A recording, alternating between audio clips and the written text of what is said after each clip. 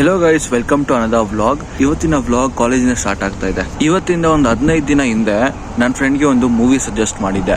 ಇವತ್ತು ನಾವಿಬ್ರು ಜೊತೆಯಲ್ಲಿ ಶೂಟ್ ಮಾಡ್ತಾ ಇದ್ದೀವಿ. ಅವನು ಆ ಮೂವಿದು ರಿವ್ಯೂ ಹೇಳ್ತಾನೆ. ಆ ಮೂವಿ ಹೆಸರು ಬಂದು ಆಮಿಷ್.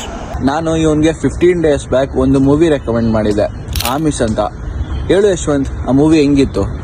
ನನ್ನ ಪ್ರಕಾರ ಆ ಮೂವಿ ಎಲ್ಲರಿಗೂ ನಿಮಗೂ ತಿಳಿಸೋದೆ ಅಂದ್ರೆ ಚೆನ್ನಾಗಿದೆ ಮೂವಿ. ಯಾರಿಗೆ ಥ್ರಿಲ್ಲಿಂಗ್ ಆಗಿ, ಯಾರಿಗೆ ಇದು ಕೊಲೆ ಮಾಡೋದು ಅಂತವೆಲ್ಲ ಇಷ್ಟ ಆಗುತ್ತೋ ಅಂತವ್ರು ನೋಡಿ. ಸೂಪರ್ ಆಗಿದೆ ಮೂವಿ, ಥ್ರಿಲ್ಲಿಂಗ್ ಆಗಿದೆ. ಆದ್ರೆ ಆ ಮೂವಿನಲ್ಲಿ ಜಾಸ್ತಿ ಸೀನ್ಸ್ ಯಾವ ತರ ಇದೆ ಅಂದ್ರೆ ನಿಮ್ಗೆ ಡಿಸ್ಟರ್ಬ್ ಆಗ್ಬೋದು. ಮೂವಿ ಸೀನ್ಸ್ ಅಲ್ಲಿ ಕೆಲವೊಬ್ರು ನಾನ್ ವೆಜ್ ತಿನ್ನೋರ್ಗು ಸ್ವಲ್ಪ ಡಿಸ್ಟರ್ಬ್ ಆಗ್ಬೋದು.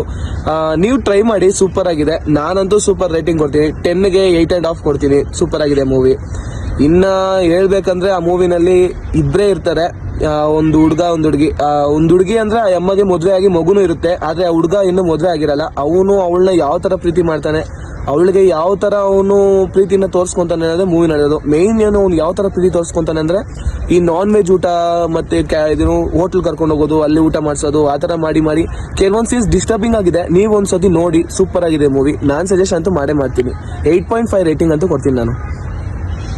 ನಾನು ಫಸ್ಟ್ ಟೈಮ್ ನೋಡಿದಾಗ movie, I felt that this is so much disturbing then any movie other. ನಾನು ಫಸ್ಟ್ ಟೈಮ್ ಮೂವಿ ನೋಡ್ಬಿಟ್ಟು ಏನು ಗುರು ನೋಡ್ತಾ ಇದ್ದೀನಿ, ಸಖತ್ ಡಿಸ್ಟರ್ಬಿಂಗ್ ಫೀಲ್ ಆಯಿತು ನನಗೆ ಆ ಮೂವಿ ನೋಡಿ. ಸೊ ನಾನು ಸಜೆಸ್ಟ್ ಮಾಡ್ತೀನಿ, do go check it out. ನಿಮಗೆ ರಾತ್ರಿಯಲ್ಲಿ ಡೆಫಿನೆಟ್ಲಿ ನೈಟ್ ಮೇರ್ಸ್ ಬರುತ್ತೆ. ಫ್ಯಾಮಿಲಿ ಜೊತೆ ನೋಡೋಕ್ಕಿಂತ ಮುಂಚೆ ಒಂದ್ಸತಿ ಯೋಚನೆ ಮಾಡಿ. ಒಬ್ಬರೇ ಕುತ್ಕೊಂಡು ನೋಡೋದು ಬೆಸ್ಟ್ ಅಂತ ನಾನು ಹೇಳ್ತೀನಿ.